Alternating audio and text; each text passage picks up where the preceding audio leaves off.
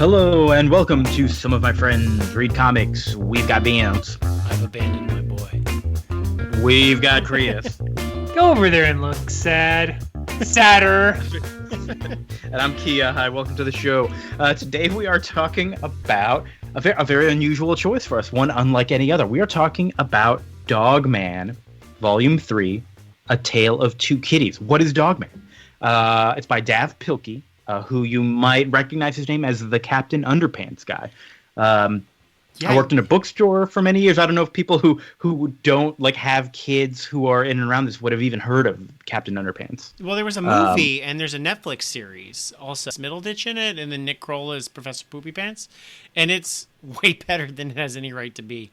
Dave Pilkey or Dav Pilkey, I'm not sure because he doesn't have an E on there, also made Dogzilla. Kia, do you remember those books with the photo of the corgi that would then destroy cities? You remember those? In the book fair? That sounds familiar, but I don't know. It was mid to late 90s. That was wow. Okay. Again, Vince, we Kia correctly qualified that people that have kids know what this is. Oh well, I guess I frequented. That sounds bad now. I frequented children's sections of Barnes and Nobles in the late 90s as a teenager. Yeah, mid 90s. I would have been looking at book fair stuff very intently. The book fair was a big time of the year for me. I remember, but it sounds familiar. I don't know. Because this book is from a publisher we've never covered before, Scholastic. Who some people Scholastic, yeah. Who I haven't thought about in forever because, unlike Vince, I don't prowl book fairs. That's not the wording. Universe of Captain Underpants. There's two kids named George and Harold in the Captain Underpants universe. Yes, they're the main two characters. They and their principal is Captain Underpants, and then they write comic books making fun of their teachers. And they're always very crude comic books, and they get in trouble for making crude comic books that they give to their friends. And this, I believe this is the second or third of their series canonically, because they also have Super Diaper Baby, and of course Captain Underpants is a comic they also made. So, got it. And speaking of, Vince, you were starting to cut out a little bit for me. I should mention my internet's been a little glitchy for me today, folks. So hopefully everything sounds okay. And speaking of kids, we also have a guest on the show. Who's the guest you have with you? Miss Diana will be guesting with us tonight because you may have noticed if you look at our schedule at all, we are 2 weeks late on this episode because I went to Hawaii on a vacation, and my 2-year-old daughter, is still on Hawaii time, which means she goes to bed at 2 a.m. So it makes it very difficult. And my wife is currently sick, which the last time we had a delay was because it was sick, possibly with coronavirus, was in March. So she's got a COVID test out. Happy thoughts. By the time this comes out, we'll know. So cool. Yeah, good. Good times. I don't want to, blame Diana or anything, but 2 a.m. In Hawaii would be what, 7 p.m.? 10 p.m. San Antonio time. They don't do daylight savings time, so they're 4 hours past Central, 5 hours past Eastern. Yeah, as you said, I thought they were 5 hours back all the time. Not anymore. No, it's 4 and 5, depending on the time of year. Sure. Daylight savings tip. Well, I do know that 2 a.m. in Hawaii is 5 o'clock somewhere, so Diana is probably wrong. Yes. Look! All I know is that I would get up in the morning, and NFL football would be on, instead of cartoons. Yeah, and that shit would be over by noon, and you could go about your daily life and not waste all day watching. Exactly. Cartoons are great. Also stick around at the end. We're going to talk about Squadron Supreme number 6. That's going to take up a big portion of the show. There's always so much to talk about in these Squadron Supreme comics, and this one is no exception. There's a lot of happenings there. So let's get right into it. Dogman. So we get a quick little recap of these two kids who were in 5th grade. George and their teacher, is making them read all this literature, and so they've been inspired by that to write. Yeah, in 9th or 10th grade. And nobody in our class read it. We all Spark noted it or Monkey noted it. You could tell because the class would definitely whatever themes they latched onto. I'm like, you read the Monkey notes, because that's what they latched. Because it was fun. Nobody read that book, but I rember reading Tale of Two Kitties end, and I'm like, this is pretty good actually. Chris Sarandon in the movie version. Oh really? Yes. I'm also looking at like the other books they're reading, and I'm like, Moby Dick, like that. What you read Moby Dick and A Tale of Two 1 year? Like, not to mention the other ones absurd. that I like. No way. It would take me 5 years on my own. Yeah, because later books are read like Crime and Punishment. I'm gonna bet this preface says that they read Crime and Punishment in 5th grade. Right? No way. Impossible. Completely impossible. But we get a quick little recap of Dogman, who is a cop. And that's kind of all you need to know. It was like a cop and a man got in an a man cop and a dog cop got in an accident, got stitched together, and they're Dogman. Yeah, the head of the cop man died and the body of the dog died. So it's the dog head on the human body. I like how just like out of the blue, I like the bent of the story. And that's the kind of science. It's like dumb, pulpy science. Yeah. Exactly, comic science, and it was like, but I do like how it starts off with saying like they were the best of cops and they were the worst of cops, and then Dogman's world and Jordan Harold world, the worst of cops are just cops sleeping on the job, which is not the worst thing. It's a good world to live in. I know, right? Yeah, but I do love because this is the 3rd Dogman book, so this is actually like a full story in Dogman 1. But they've recapped it here. But I just like, it's like, oh no, the cop's head is dying. The dog's body is dying. It's like, I know, let's sew them together. Hooray, yay. And it's just done in 2 panels. Because the art style is drawn like it would be drawn by like 5th graders. So the art is kind of crappy. It's misspelled sometimes. Mm-hmm. It's very cute. Mm-hmm. Mm-hmm, mm-hmm. And that's and I know this is for kids. And overall, I did like it. I've got some problems with it. We're going to talk about these problems for sure. Like, first off, yeah, these kids reading this comic, unbelievable. Well, you know what? I don't want to get ahead of myself here because I was at least 9th grade reading. Get out of here. I was surprised with how much I did enjoy it because, like, all right, I'm getting to final thoughts here too quick. Let's move through it and have a good time here because I'm worried about sounding too negative over the course of this thing because I'm like, what? But I liked it. All right. I was thinking like, I'm sorry, I'm stopping us again. I did wonder how much this story is going to parallel A Tale of Two Cities. Or is it just a title, A Tale of Two Kitties? I did. Like, are they actually going to... I like the times... All right. Throughout the book, I didn't write any of these down, but there are moments where the characters have, like, serious moments, and they start to quote what I assume is quotes from Tale of Two Cities, but I'm not positive, because I haven't read it.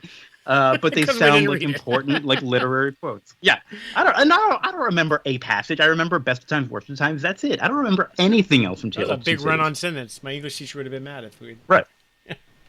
Yeah. From the movie, I remember "'Tis a Far Better Thing I Do." That's the ending. Yeah. I remember. Yeah, we'll get there. I do remember that actually. That's parallel. I don't remember. All right. So we open with Dogman chewing on like a chair leg. Chief busts in, is like, "Hey, we got good news. There's a story in the paper about how we're heroes. Hooray!" Remember in the last issue, we thwarted the evil fish, Flippy. He was an evil fish, Flippy. And there's news that now the scientists are going to study Flippy's brain now that he's dead.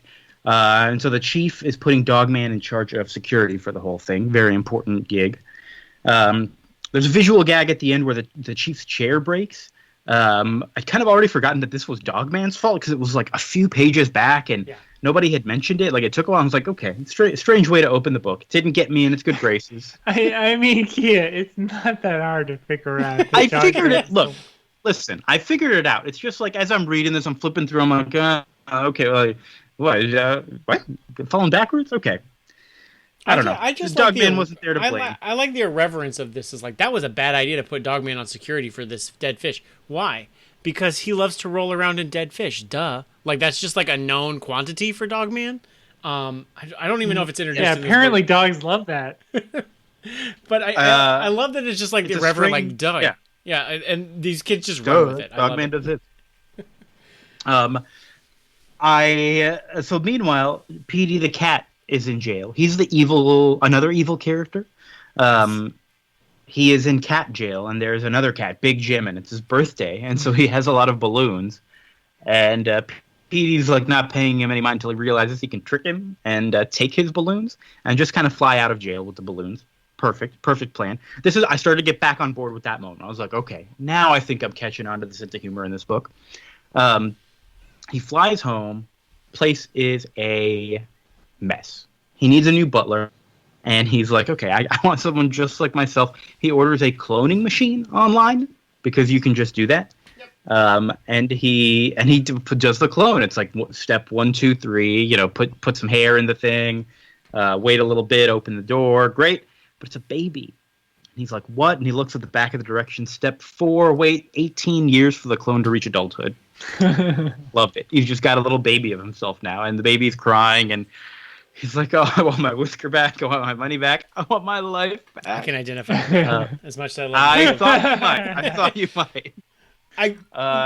There's something that I really love also about a point of continuity is he pulls out a whisker for this cloning device, and he never has it back in the entire run of the series. I meant to look for it. I didn't realize. Yeah, he has 3 whiskers in the 2 books before that, and then PD never has a 3rd whisker on his left side, or his right side, I guess, our left. Wait, in future books either? Yeah, it's gone for the rest of this. He never grows it back? No.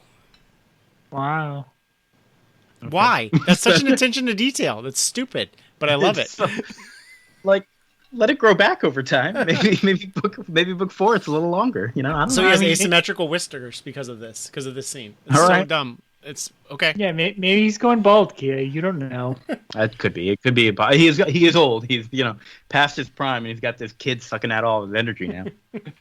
I did not expect this to turn into like a parent-child book. You know, which is definitely what it turned into. What it became about. Like this is definitely a book about having kids. Vince, you tricked us. Yeah, you tricked us. I tricked you. You wanted to make us know what it felt like, and now I know what it feels like to be a dumb, evil cat scientist with a kid. Great. You know how I talk about how comic books, I always feel like their main character is always lost in them? Like Batman's not really a prime focus of Batman stories a lot of the time. Dogman is like a non-factor in his series. There are 2 very important characters who go through big time arcs because of a 3rd character, and that the 4th character is Dogman.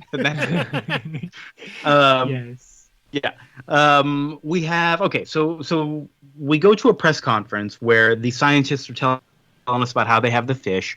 The scientists are jerks. I did not like this. I really was very strongly opposed to this mean portrayal of scientists. Their line about Dogman being sad and forcing him being into the corner and looking sad because of what did he do? Why were they? Oh, because he was rolling around. He's rolling on the dead fish. Yes, he ruined their brain. The scientists were going to study the brain, and they're like, "Dogman, go be in the corner. You're bad." But kids like latch onto that stuff. Like everyone else in this book is kind of shown to be generally inept, but the scientists are the meanest ones, and I had a hard time with that. But Dogman, I can't help but roll around on that fish. The scientists realize, like, wait a minute, we can rebuild him, like faster, stronger, fishier. The $6 million man thing, which I think is what the chapter's called or something. But the $6 million fish or something like that. Yeah.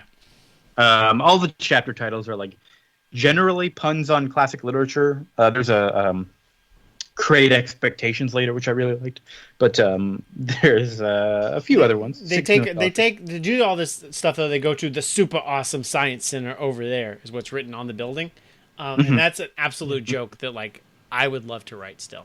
Like that's the kind of joke that I love. I think it is like that. There's a lot of like all the time. Yeah. There's a lot of Vince jokes. There's a lot of oddly specific things we'll get to. Right. I feel like a lot like that kind of joke. If I had read Dogman or Captain Underpants, I guess Dogman didn't exist, but like when I had done a lot of my writing like in the mid 2000s, this would have provided like a perfect model of like, oh, this is what you should be writing, and this is the audience you should be writing for. Because I think I tried to gear my audience a little older, and this is like squarely aimed at like 9-year-old boys. And I think it works for that regard. Like it's in the Wayside School world of like irreverence. Right. So back to Petey. He hates Little Petey. That's the little clone's name. We get a lot of vignettes here. It has a very comic strippy kind of feel of like, oh, here we're having kids. Oh, my kid got me with a thing. You know. But lots of moments of these kind of strung together. Little kids like, why, all that stuff. I think Bruce did find this funny when we read this today. I think he did find this very funny. He would. It's funny. It's funny when kids are mean. It is funny. When parents are inept. It's funny. It is fun. And again, like towards the kid is like annoying. Kids love annoying adults. It's like their favorite thing in the world. It's like they love it. It's like adults and then like baby sisters. Like those are like the tier of things that they love annoying. So Lil P like makes a nice comic book for his dad, and it's like Petey doesn't care. He's like, "Go make me a cup of tea instead. Be useful, baby. Be of use." That's a book. And Petey gets him a cup of tea that little Petey gets Petey a cup of tea that he's like kind of enjoying. He says, "I couldn't find tea strainer, so I used the fly swatter," which is like that is the last straw. And he gets this box. He puts free kitty on it. Nobody wants him. Like, this one lady almost takes him. He's like, "I think I'll call you Snowball." I'm like, "I think I'll call you Poophead." It's like, oh my god, how rude. Little Petey just kind of accidentally walks away at one point, like wanders off. He's gonna go potty. Oh, that's so. And Petey's like, "Where'd he go?" I was like, "Well, screw. I'm bailing. He's out of here." In chapter 5, Petey's conscience gets to him. He can't find Petey, and he starts reading the comic, and he's like crying over it. He's like, "Oh my god, what have I done?" I kind of like that this comic book is shitty in a realistic way. Like, were you going to say something, Chris? Yeah, Sorry. well, I like the doubleness of this. That it's shittily drawn by George and Harold, and then George and Harold purposely draw a shitty comic within their shitty drawn comic. Like it's like 3 layers deep, you know? Yes. Like, it's very much what a typical little kid... Like, it's just pictures that have nothing to do with each other and generally aren't particularly important. It's like, here, we got in the car. Here, we were in the building. You know, that kind of thing. Papa and me think the same things, which was a nice, tender way to end the comic book, even though it's kind of not true. I don't think anywhere throughout the course of this comic do they think the same thing. But it's a sweet moment. They're clones, but they don't. They're clones, but they don't think the same way at all. At all. It also dawns on me here that the cops don't appear to be looking for Petey at all. Like, he's just out of prison. Oh no, no, Petey. Big Petey. Oh yeah, the one who escaped from jail. Yeah. He escapes from jail every issue and will get caught at the end of or every volume because these are like 200-page volumes. He gets caught at the end of every volume with handcuffs around him. He says "rats." That's literally the end of every book, and then he breaks out at the beginning of every one. And Big Jim is always. He didn't even go to jail this time. Yeah. He didn't go to jail this time. We'll get to that. Yeah, no jail this time. Spoiler.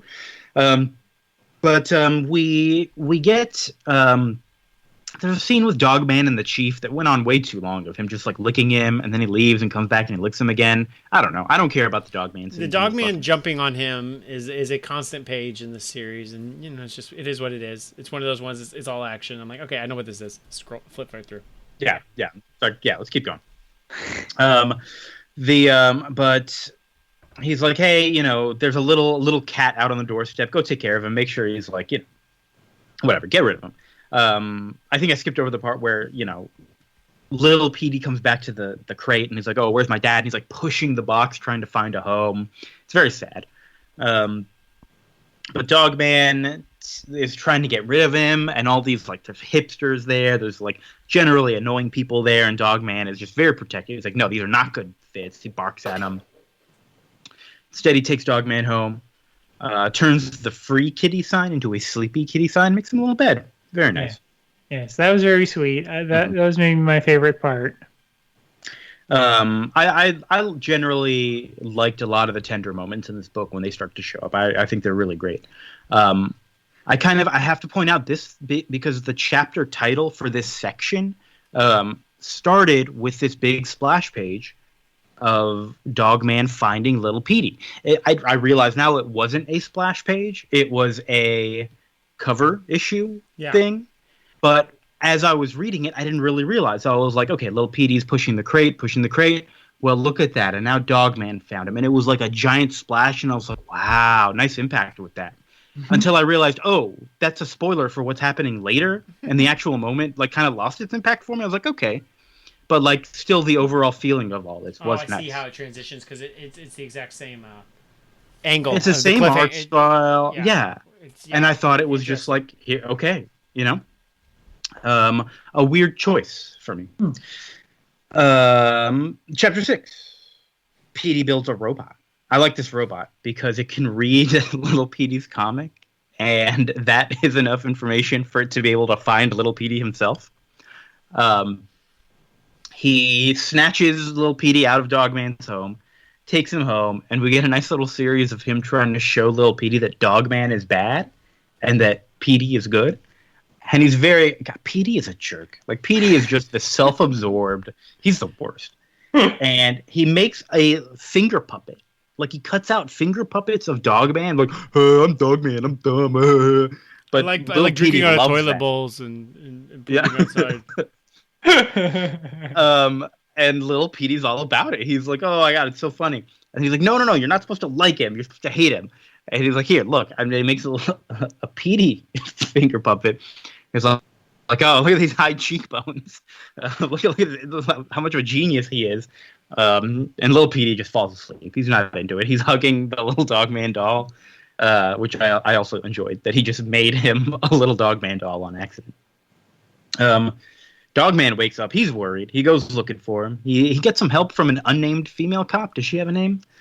I don't know. Reminded me that there are not many female characters. Is she even a cop, or is she just like a... No, that's Sarah Hadoff. That's Sarah Hadoff. She's a reporter.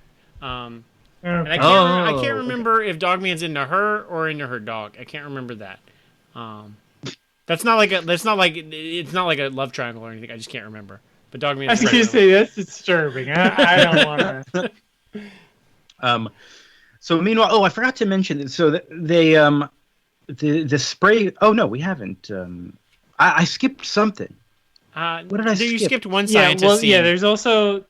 Yes, I skipped the living spray factory. Yes. So they make Petey all dangerous, and they like give him claws. They brought him back, and they're like, whoa, he's in Flippy. Thank you. They bring Flippy the fish back to life, and they're like, he's an evil psychokinetic like fish. It would be terrible if he comes back to life. Good thing that won't happen. And they like close the door. The Dogman, don't let anything happen to him while we're gone. You got to stay on guard. And they close the door. They slam it. A lamp falls over. Flippy the fish. I know this is also my favorite sequence because the fish goes flying, and it's like this series of events where none of it's Dogman's fault. It's very like he's running around trying to save it. It's very Buttons and Mindy from Animaniacs, but just like the fish. Not brought back for Hulu, unfortunately. No Buttons and Mindy. Too bad. The fish goes flying into the living spray factory where they make living spray, I presume. And I thought, wow, that's a great bit. But back at the spray factory, these employees has found Flippy, and they throw him away, but he misses the trash can, and they accidentally puncture one of the spray factory gas tanks. This fish gonna come back to life, and he's evil. Chapter 7, we get introduced to 80 HD, like the number 80, then HD, which I guess the gag is that it sounds like ADHD, which seems like a strange thing to make a gag about. I'm not too keen on that joke, but right, it's weird. Not the best. Not the best, but Petey has made this giant robot for Little Petey. It's not a giant robot; it's slightly taller than Petey. Little Petey can use it for evil. But he just uses it for fun. We get Flippy comes back to life, and he also starts to use this gas to bring a bunch of buildings to life, like the whole spray factory comes back to life. And I think these were just generally my panels of the week. The drawing of these buildings is wonderful.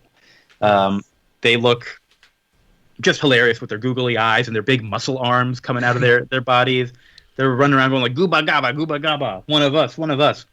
Which I really appreciate this, because obviously you can see coming from a mile away that this fish is going to come back to life. Like they're telegraphing it real hard. Yes. And even I picked up on it, and I'm dumb. Right. But the buildings coming to life, that's the up a notch that I really like. Twist. Yeah, like that's the fun twist that you don't see coming. Like there's a bank that comes up, they're built swole. It's a lot of fun, and I like that aspect of it. Like that's where it just gets really silly. Yep. We go back to ADHD. The robot is not responding to Petey's commands. Just Little Petey has control over the robot, which again I don't understand, because throughout the rest of the book, Petey can have control over it. That's okay. But it's basically a big super suit for little Petey to wear, which I like. He's now like this big superhero. They start to see all this action with the buildings coming to life, and little Petey jumps right in. And he's like, well, Petey's like, wait a minute, I thought we were evil. Yes.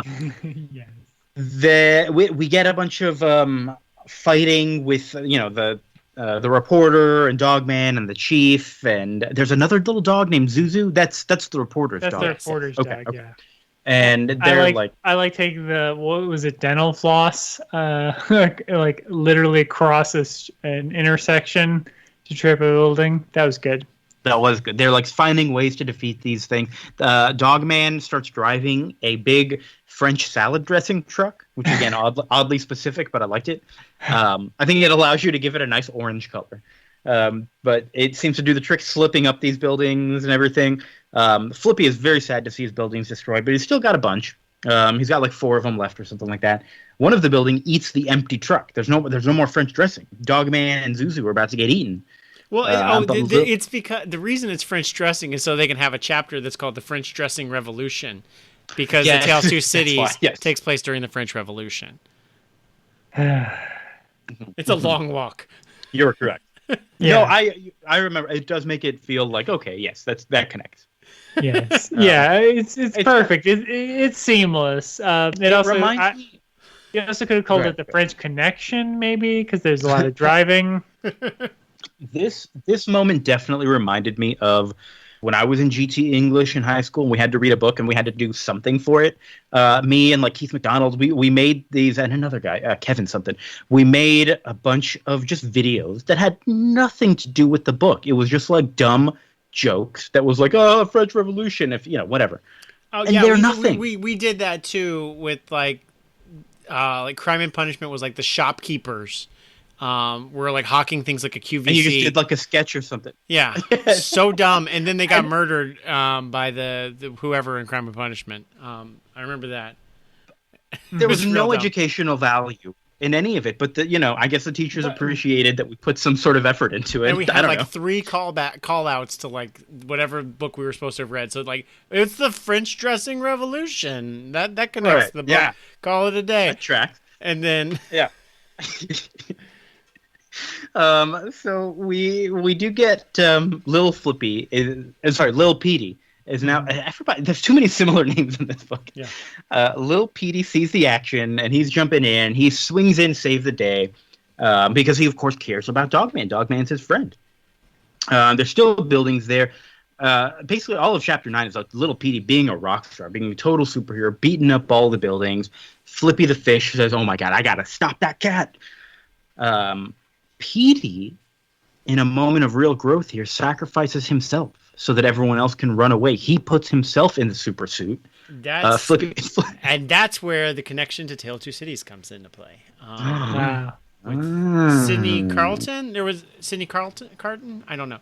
There was a dude that kind of sucked, who looked a lot like a dude who really sucked. Who was a real big asshole, and the real big asshole pretended to be him. They like swapped out in prison or something. Man, our lit major listeners are gonna be real pissed at me for barely remembering this story. And so he got executed instead. Chris Sarandon in a dual role. Oh, really? So it was like a Parent Trap situation. Yes, okay, he's both in the movie. Yeah. So the look-alike. Prince Humperdinck himself. That's who Chris Sarandon is. I just learned that he wasn't Susan Sarandon's brother, but actually her like ex-husband. And she had taken they were his name. married in like the 70s. Yeah, which I didn't know. But yeah, so the douchebag guy it is a far better thing I do is him like swapping out for the kind of not douchey guy, and so he takes his place, so he gets executed, which is very similar because Petey almost gets killed in this situation. Yeah. He is in this super suit in ADHD, and I do like the moment where Flippy finally sees him and he's like, he looked a lot cuter from far away. I appreciated that. Yeah. He's like, wow, you look horrible. So they all go hiding out in an art store, everyone else. And Lil, there's a nice little moment where they feel helpless and Little Petey's like, they're like, oh, there's nothing to do. And Little Petey's like, there's always something to do. And they start going, he makes a comic book. And he eventually, the way the story ends is that little Petey goes and like manages to get a word with Flippy, and he's just asking him why. Like the same thing. It all kind of comes full circle. He's like, why? And he's getting little Flippy. He's getting Flippy the fish to kind of question why he's doing all these evil things. Like, well, why are you being evil? Oh, because nobody likes me. He's like, oh, because I didn't have any friends in school. Blah blah blah. And it's just like going back and back and back. And then little Petey gives him this comic that he made for him. And it's equally shitty compared to the first one. I forget like what some of these panels are, but it's again nothing important. It's just like me and Flippy are friends, and Flippy is just so moved to tears by this, and he's like, "Oh my god, I'm so sorry. I'm gonna reform," and you know the day is saved thanks to Dogman. Actually, no, not Dogman at all. Thanks to Little Petey. Little Petey. We get 3 endings here at the end. Flippy has to go back to jail because he is still a bad guy, but he keeps up like being pen pals with little Petey, and he has pictures on his jail cell that Petey's drawn for him. It's very sweet. Petey goes back to jail, but like he's like, hey, you know, I've also now that I'm a dad, I'm inspired to be better. Hugs the chief, but it's just a ruse so that he can lock up the chief instead of himself. Womp womp. Yep, good stuff. And little Petey lives with Dogman now, which is, you know, it's nice. I guess the Dogman has a sidekick now. And I believe we get a preview of the next story, which is Dogman and Cat Kid. Yes. Yeah. So very nice. Yeah. Overall, I really did enjoy this. There's stuff at the end as well, which is a lot of draw your own. Like, here's how you draw this person in like these steps, and it's not difficult at all. You were mentioning, Vince, I think on the last episode that they also have a lot of printable, like make your own comic kind of stuff that you can do. Yes. So I do appreciate the way these comics are not just like, hey, this is a silly thing, you can enjoy it. It's also like, hey, you can do this too. Like, look in this story. This is what the kids have done, even though kids didn't really do it. Yeah, it's really inspiring. I mean, little Petey's a kid. Yeah, but like George and Harold made the comic books.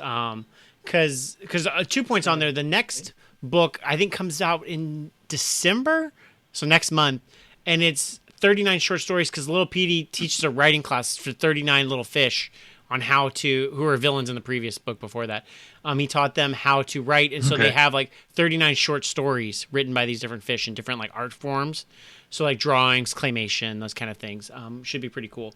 But I was thinking of 826 NYC when I think you and I went there together once with the Brooklyn Superhero Supply Store, and you got that collection that was like just young authors, and they just like published them because why not? Like, that's like a fun idea. It reminds me a lot of that. Yeah.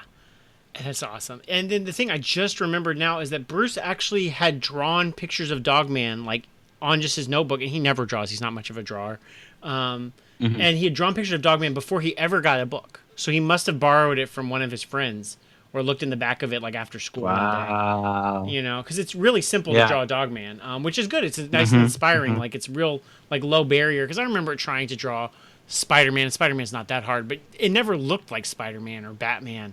But you can make Dogman look like Dogman, and it's much better than those like how to draw the Marvel way, and it's like here now the next step, the full face. I'm like, shit, I don't know how to do that. You say Spider-Man's not that hard to draw, but he has like a million lines of webbing on his head. But yeah, so this is much less discouraging, and much more encouraging. And then at the back it has pictures of kids reading to their dogs. It's really cute. It's also nice that it inspires kids. Like, there's a whole thing of like, hey, you should read to your dog. Like, it's okay if you mispronounce the words because the dog doesn't care. Yeah. It's good for you. It's good for the dogs. Just do it. Yeah, I thought that was very cute too. I also enjoyed the ending where Dogman reads a book to little Petey and he sees a squirrel in the book he's reading and gets mad at him. Like, it's good. It's good stuff. What else is there? I actually really enjoy this. I would recommend it for all kids. Just make sure you tell them that scientists are good. That's important. I don't know. Sometimes they're evil, Kia. They can be evil, but I would say in general we gotta I mean, now more than ever, it's important for us to remember that scientists are the good guys, mostly. Cool.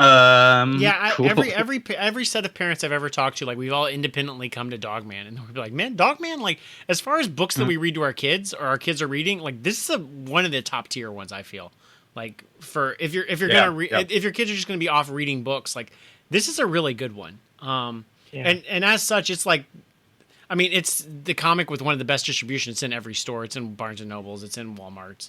I think it's the 15th best-selling fiction book on Amazon. Just straight up was the new Dogman that came out this year.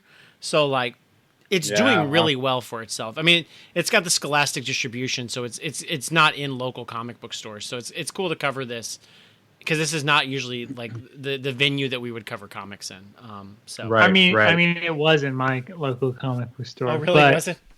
Yes, my comic book store does have an all ages section that does have, among other things, the Zelda books we've covered previously. Nice. Okay. Yeah, again, a really solid read. I'm kind of curious to read some Captain Underpants now. Maybe we'll do that in like a year or something. Captain Underpants is prose though. Oh, I don't think I realized that. Okay. All right, get it out of here. I had no idea. I've never read a Captain Underpants. Maybe we'll do our first prose novel for the book. We'll work our way up. It does have a picture like on every page. Like it's got like like half the page is text, half the page is drawings. Yeah. But well, also I think next week we're gonna do Moby Dick, and then the week after that's gonna be Tale of Two Kitties. Please let's not do. Are we gonna do Deadpool Illustrated? Is that what you're gonna make us do? No, God, no. That's not what I'm even thinking of. I have no idea what that is.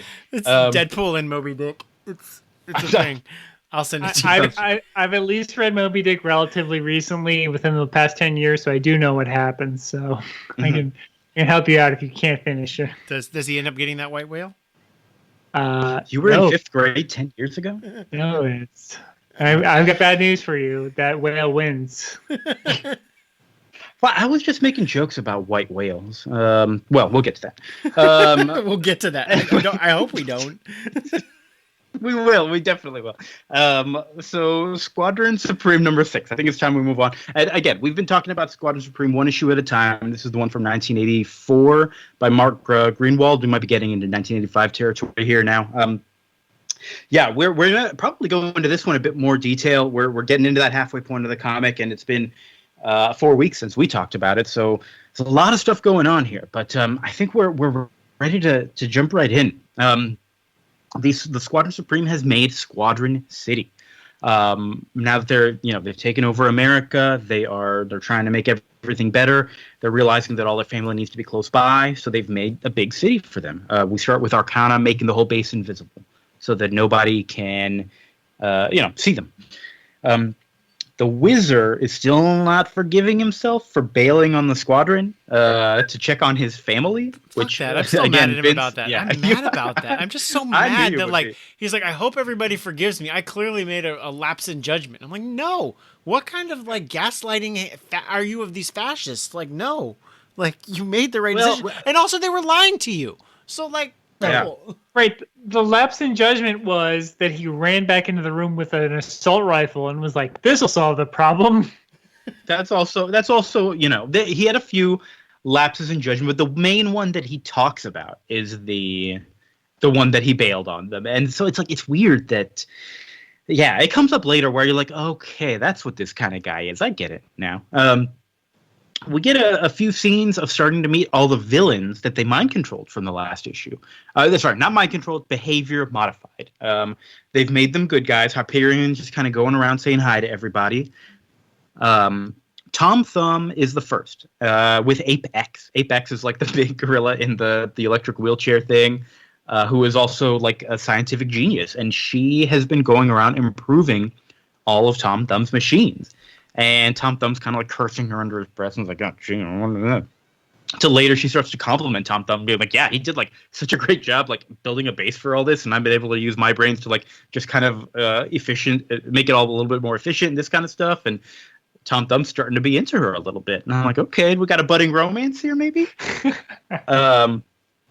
We got Quagmire. He's not great. What's his power? He can like summon muck from another universe or something. He's like getting it all over these workers. It's not going great. But it's still fine. He's still generally good. Spectrum is still not comfortable with combat duty after Nuke's death. And he's starting to be like, hey, no, not into it right now. Amphibian. And Spectrum is in a race to the bottom of the least likable member of he the really squadron. is. He really is. I do empathize with him a little bit here. It's like, okay, not ready for combat duty, but there's other moments later where you're like, oh, never mind. I'm done empathizing with you. Yeah, he's a real piece of shit. Yeah. Amphibian, who I think is everyone's favorite character at this point, is talking to Shape, who is like the big, dumb, kind of blob type character.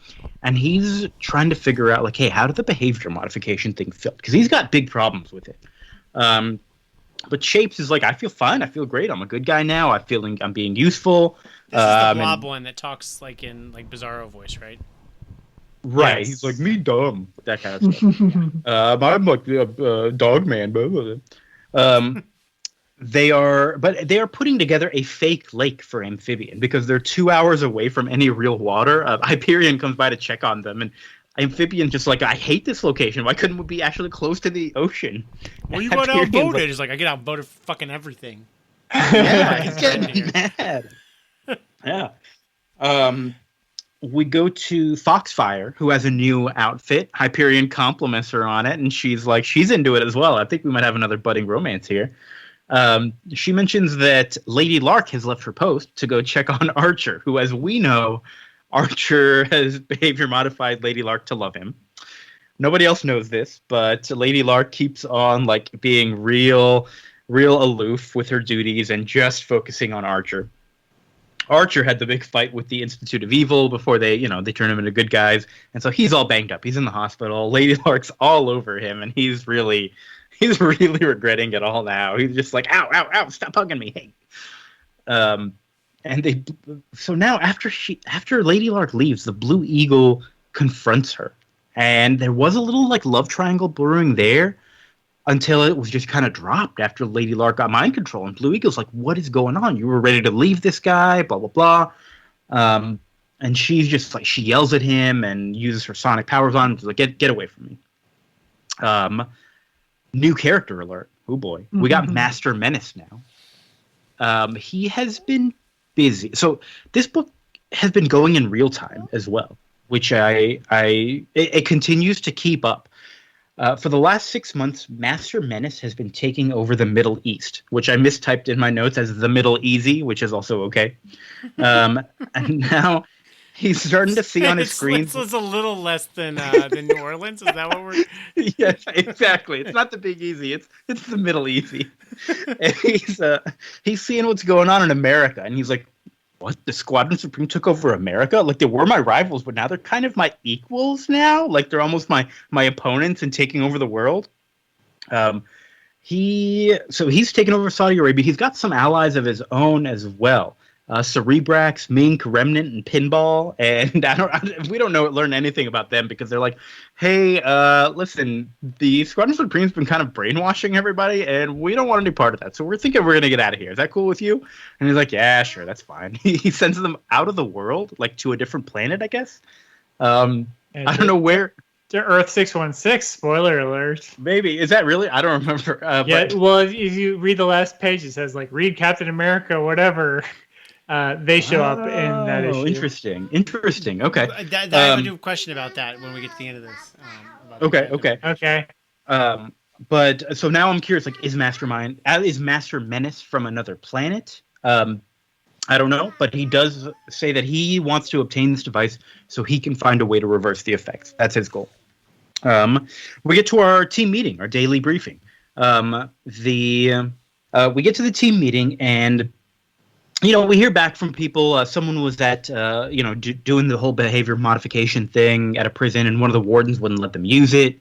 And Hyperion's like, okay. And they're like, yeah, we just kind of like left. We couldn't convince him, and we didn't want to cause any trouble. And they're like, yeah, it's the right move. We'll have to show him some special attention, ease his concerns, see what we can do to turn him to our side.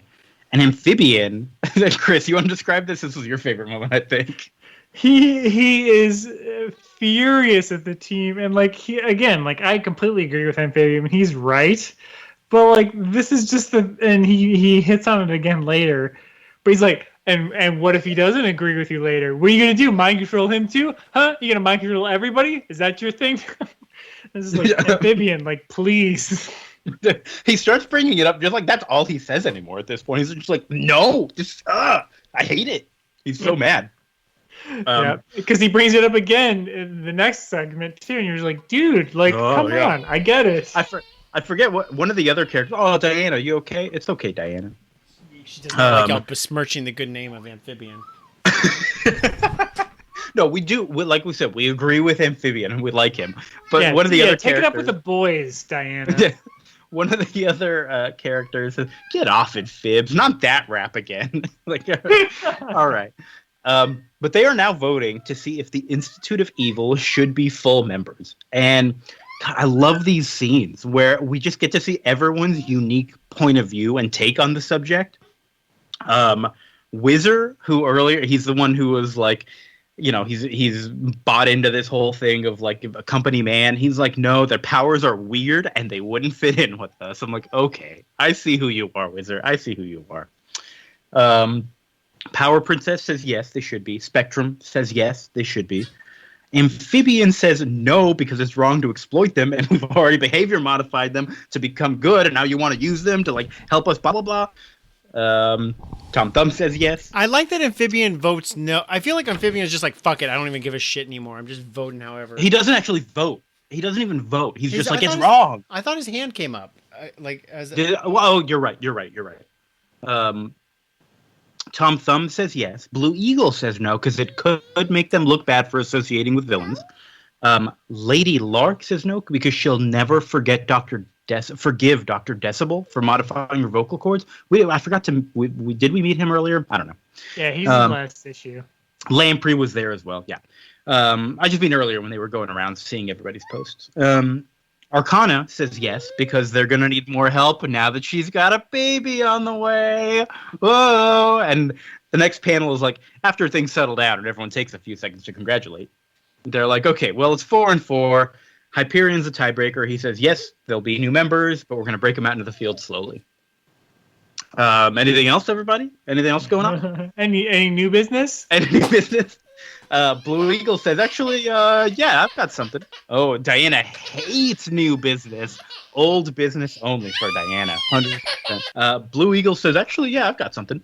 Everybody else notice how Lady Lark's been acting weird and, not very responsible recently, even though she's usually super capable and really great? Well, I think Archer might brainwash her and used a behavior modification machine to make her fall in love with him.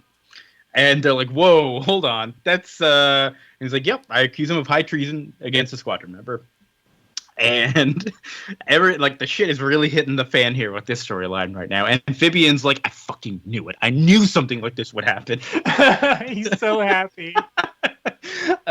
Eagle is like, listen, Tom Thumb can prove it. Because we all know he's like, they keep records in the machines. And he's like, yeah, I can confirm that the machine was used on her. I don't know who. I never spoke up about it because I didn't want to betray anyone. Poor Tom Thumb has some self-confidence issues. I love that Blue Eagle didn't talk to Tom Thumb beforehand. He didn't work out what he's gonna do. He's like, I'm just gonna during the meeting. Yeah, he the lawyer is speaking right now. Chris, right. It's like you don't know what people are gonna fucking say, and you're already bringing this up. You don't go. I know very little about law, but I'm told that you don't want unexpected things to happen in your court case. Yes, yeah, you would definitely talk to Tom Thumb beforehand and be like, okay, I know he's on my side and he'll agree with me. Well, Hyperion's like, okay, this is getting serious business. It's basically a trial now. Let's bring in Archer.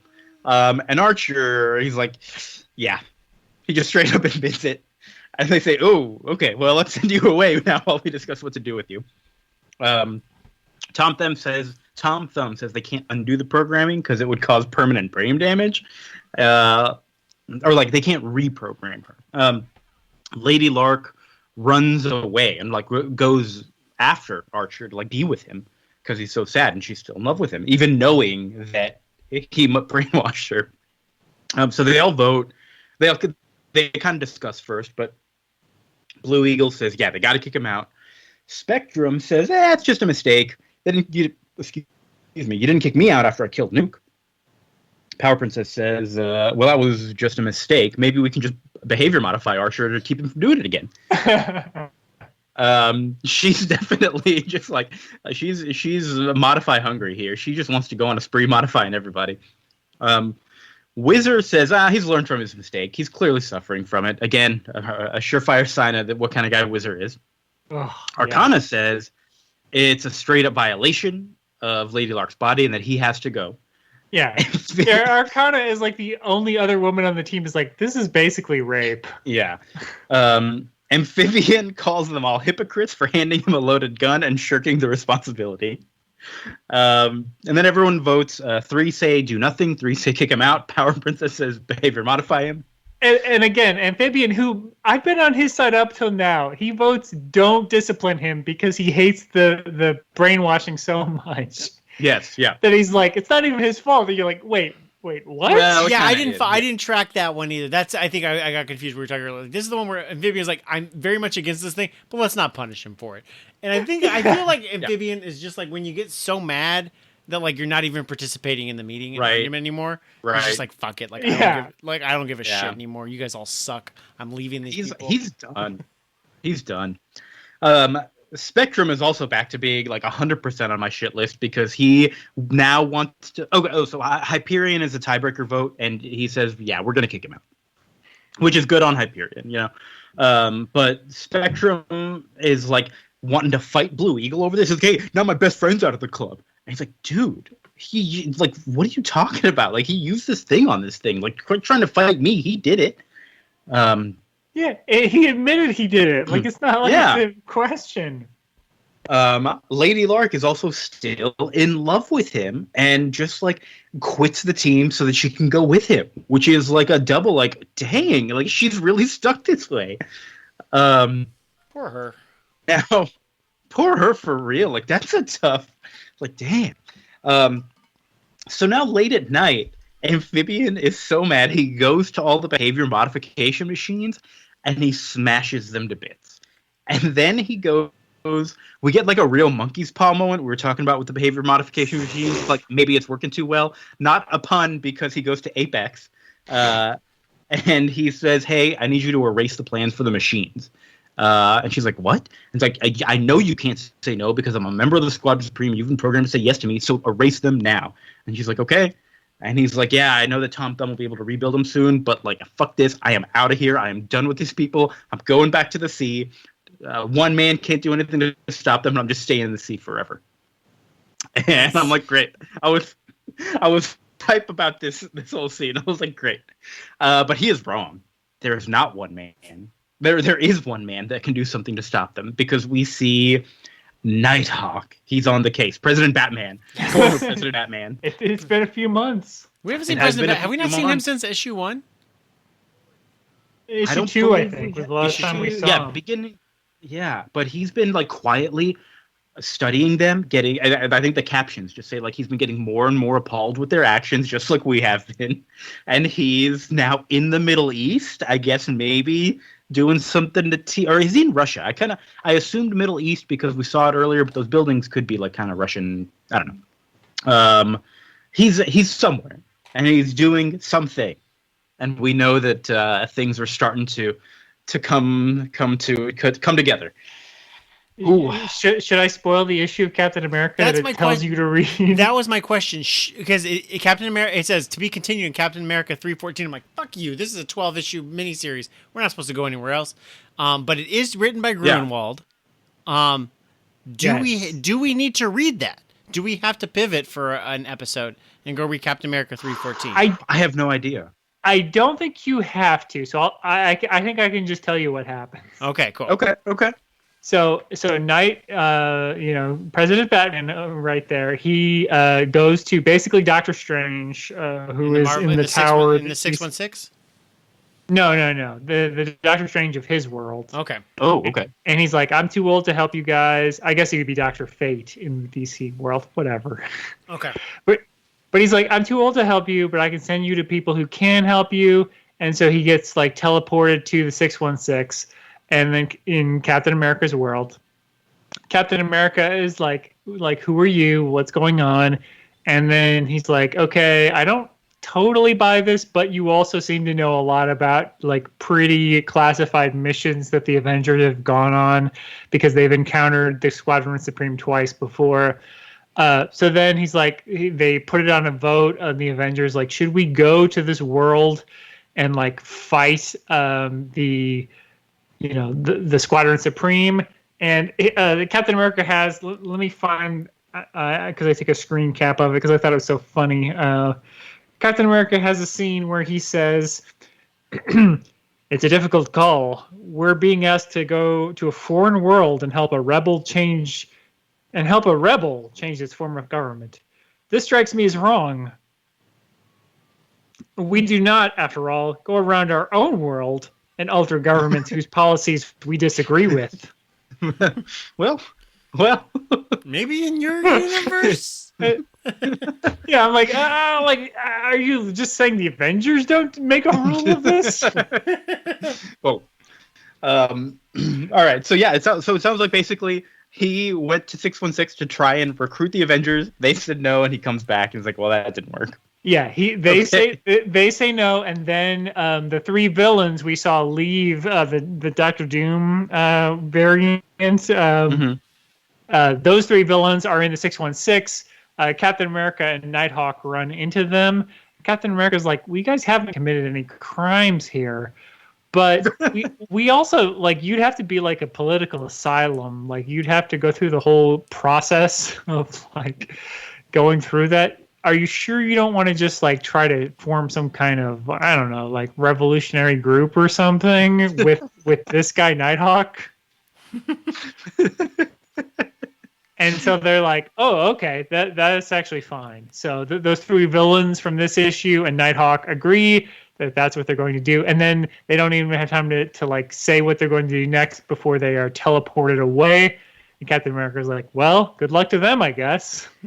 Okay. So like a little bit of a spoiler is that those three kind of random villains are going to be hooking up with Nighthawk. Okay. Yes, that I'm sure we'll see that in the issues going forward. But that is the outcome of this Captain America issue. He also, there's some forwarding of Captain America subplots. He's got a girlfriend. He is working as a comic book artist. All of those things do not matter for this story, but right. You know, it's pretty good. Fun. It's fun. All right, excellent. Cool. So next time we are going to move on to Squadron Supreme number 7. We've officially hit the halfway point now. I can't believe how much story has been packed into the first 6 issues, though. Like, compared to every other one-at-a-time book that we've read, there's just so much happening. Yeah, because usually this is where we hit our lull or things kind of repeat themselves as they're trying to like pad out their timing. Yeah. And we're like adding, and the character rollout is fantastic. Like, I'm even, you know, I still don't necessarily recognize everybody by their look, but I know everybody's name when I like read it, like, hey, Lady Lark. And I'm like, okay, I remember everybody's name once I see that because we, you know, take a break between these things. But even then I'm like, oh, here's those bad guys from the previous issue that have now been brainwashed. Like, they're in here and they've not been now added to the mix. And Apex is there.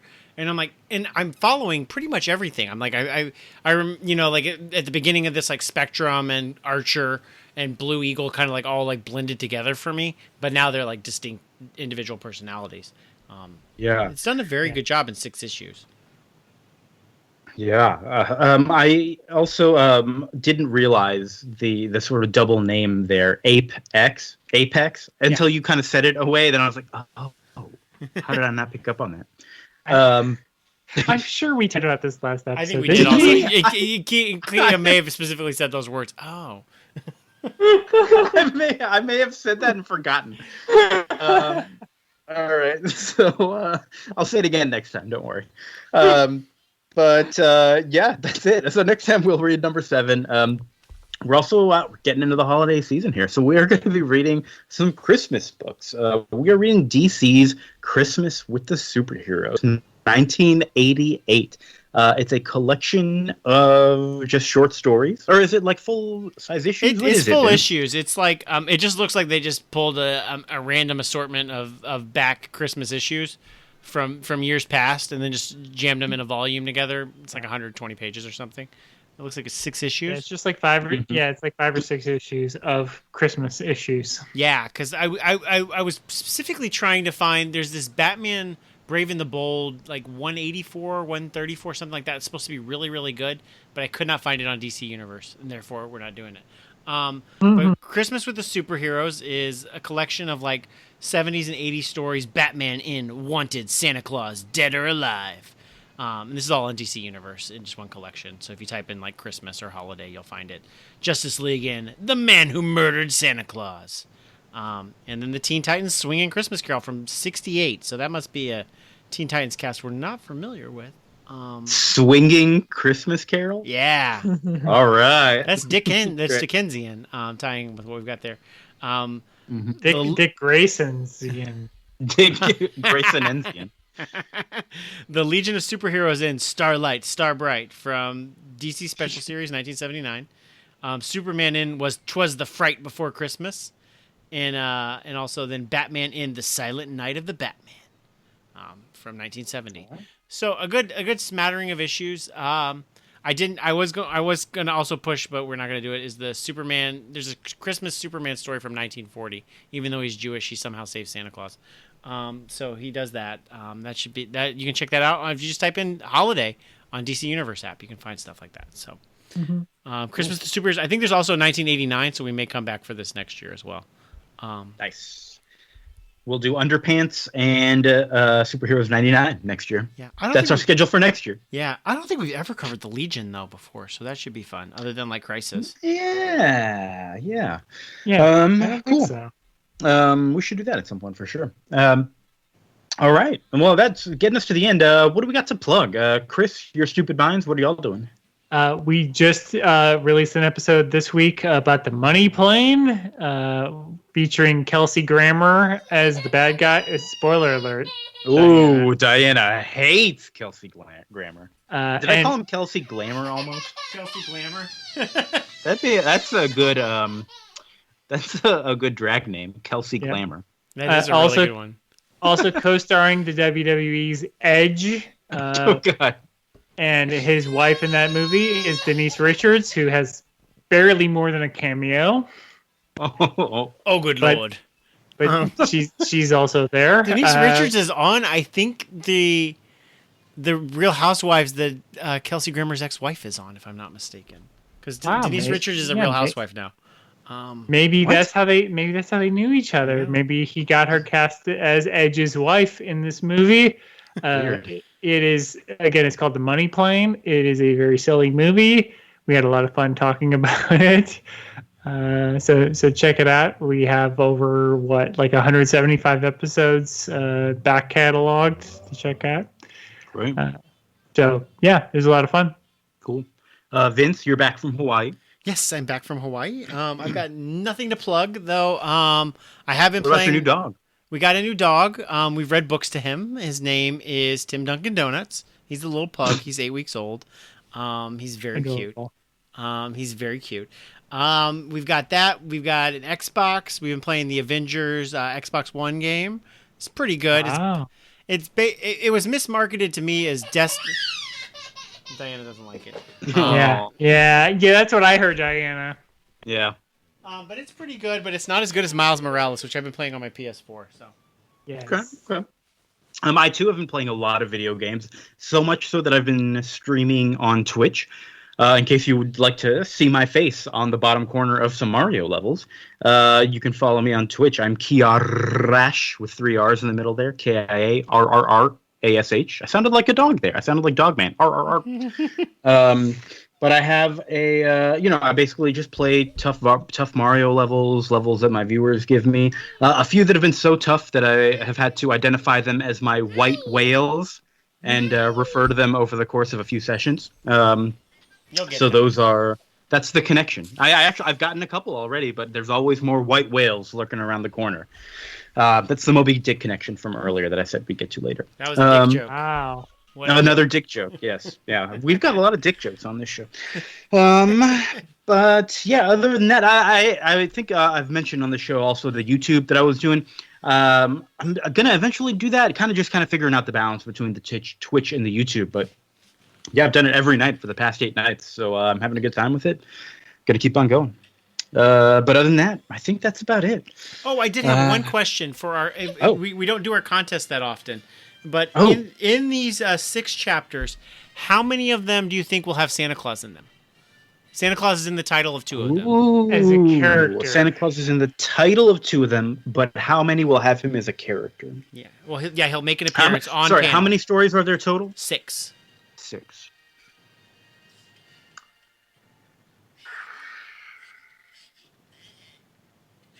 As a character, I think.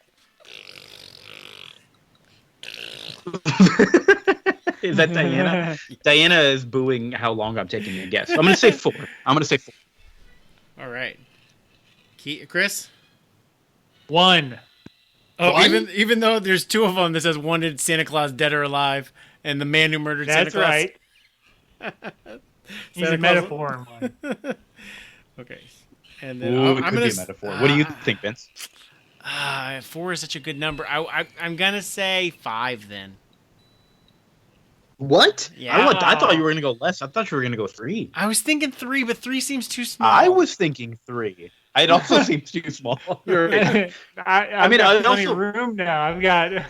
I also don't have exclusive right. Wait a minute, it's not like a lowest bid kind of thing, Chris. Yes, it is. B, 1, it's not a lowest thing. B, there is no. I don't have exclusive rights over 4. You could say 4 if you want to. Vince. No, go for the victory. I want a pure victory. I want to see future Santa Claus with the Legion. I want to see Santa Claus. It is Price is Right rules, and I win on 2 or 3. God, we're all gonna be laughing when it's 6 when he shows up. I want them to not even show Santa Claus in panel on the one he's been murdered, and it's just gonna be 1. So just a pool of Kringle blood. And on that, happy Thanksgiving to everyone. Yeah, happy Thanksgiving. It's tomorrow. I hope you're spending the day with your family. So I'm going to be spending the day streaming a blind run of Dark Souls. It's going to be a great time. Stay home, folks. Stay home, foams. It's going to get bad everywhere. Safe. Yeah, stay safe. Yeah, it's getting worse and worse. Please, everybody. I know, like, some people say it's not a thing. It's a thing. Jeez. Yeah. Be good. Stop being terrible people. All right. That's all. That's my soapbox. Little Petey talks about that in the later. Kringle blood. Yeah, Little Petey's. That's his message at the end. It gets even more sappy in that way. It's like just be good, do good work to people. So Little Petey's all about being nice. So Little Petey. All right. Thank you so much for listening, everybody. Vince, I love you. Love you too. Chris, I love you. From hell's heart, I stabbeth thee.